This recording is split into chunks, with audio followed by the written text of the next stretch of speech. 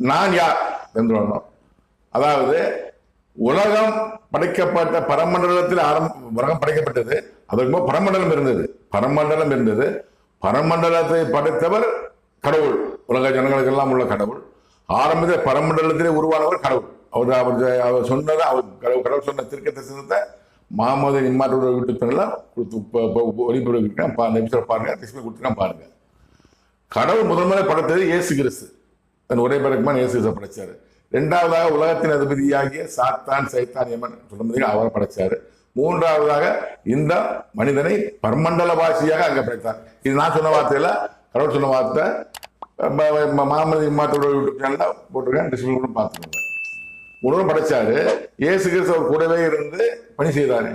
இது அதுக்கப்புறம் தூதுவல் சேனைகள் 24 பொருள் 4 ஜீவன்கள் நிறைய படைச்சாரு. தூதுவல் சேனைகள் நிறைய படைச்சாரு. இவங்க எல்லாமே இருந்ததா இந்த பூமி